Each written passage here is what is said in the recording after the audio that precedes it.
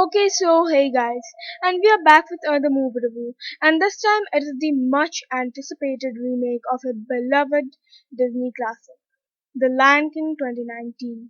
Now, I will talk about the visuals or CGI and the small changes and some of the scenes in the non spoiler part of the review, and we'll talk about the big changes in the spoiler part. So, yeah, let's begin. Okay, so let's start off by talking about the CGI and the visuals and stuff. The color palette is just so bad that it almost feels like an MCU movie. The color palette was just so bad and that disappointed me since one of the best parts about the original was that it was just so vibrant and colorful, and that is the reason we could see how beautiful Mufasa's kingdom was. Here, it looks like nothing but grass and rocks and stuff, while in the original, it looks so vast, colorful, and beautiful. Now, I'm not going to compare everything about this movie to the original one, since I know it cannot be good as the original. But still, how did it get something like the color palette wrong? All it needed was a little bit of editing. I will be honest though, the color palette in the final battle was okay. Mufasa's death in this movie is actually a cheesy moment. Yeah, they actually managed to make Mufasa's death a cheesy moment. I cannot believe it. There was no shadow or horror or anything in Mufasa's eyes when Scar betrayed him. I know that the original had the advantage of 2D animation, and animation can make even lions have various types of expressions on their faces easily, with CGI cannot, because it just wouldn't look realistic.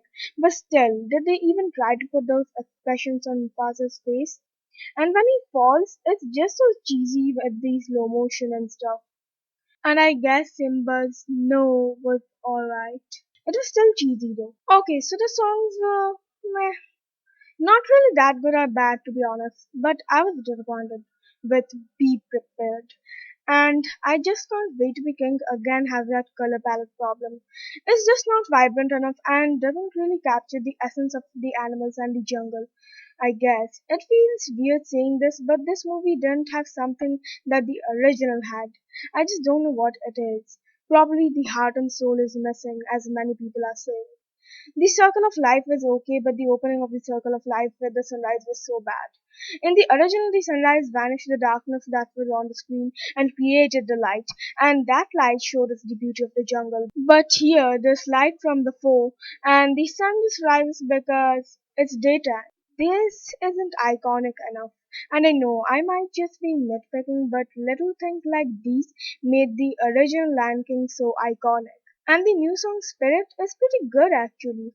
I liked it. But they added that bug scene in Hakuna Matata and that infuriated me so much. Why did they do that in live action? Why? Okay, so Timon and Pumbaa are the only characters which are just as good as they were in the original. And there are some new people introduced here, but I won't tell which people since that may be a spoiler. But they don't really do anything, and that's pretty weird. Like, why introduce them if they aren't even going to do anything? Okay, so Scar is boring. They actually managed to make Scar boring. They actually managed to make him sound like that cliche evil villain of every other average Disney movie, which is not a classic. Again, it's the problem with the expression thing, since there aren't really that many expressions on Scar. This movie is making me realize how good and powerful 2D animation really is. And his Long Live the King line was so bad. I think the voice actor should have done more retakes to make the line better, because it was one of the most powerful lines of the movie, or rather, it was supposed to be, but the performance wasn't really that great. Now I appreciate the effort put in by the voice actor, but it just isn't as intimidating or scary or villainous. I still liked his I killed Mufasa line though, since that was just as good. So good job on that, Scar's new voice actor. If you want to see and love live action Disney movies, then I would recommend it to you. But if you really, really love the original, then maybe not. It's just an average movie. Anyways, I will be heading into spoiler territory, so spoiler alert. Okay, so let's talk about Shenzi.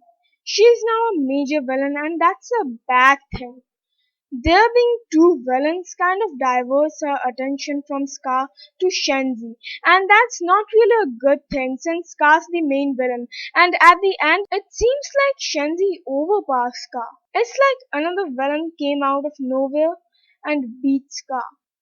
In the original, it was the entire group of hyenas that defeated Scar, but here she leads the hyenas, so it seems like her army defeated Scar, which basically means she defeated Scar, which means a secondary villain defeated the main villain of the movie, Scar. The villain who was one of the best Disney villains to ever be introduced, by the way. Okay, so I did not like the change they made in the final scene. Simba's eyes didn't really widen in shock and horror as Scar told him his little secret that he had killed Mufasa. Again, I might be going into nitpicking area, but come on, Simba just got to know who really killed Mufasa, so why shouldn't his eyes widen as much as it did in the original? Why should it just be anger? Anyways, as I say, the color palette in the final scene was just fine, and Simba's roar at the end was amazing. Just amazing. I will give this movie that. But I was really disappointed with Mufasa's message to Simba from the skies in the remake. The clouds didn't really form themselves in the shape of Mufasa, and that was pretty disappointing. Since there was like an orange light at the end in the sky, and I thought it would happen, but unfortunately, it did not. Rating 6 out of 10. Best moment, the final roar.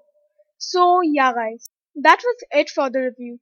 And don't forget to like, comment, share, and of course, subscribe. And so, yeah, guys, bye.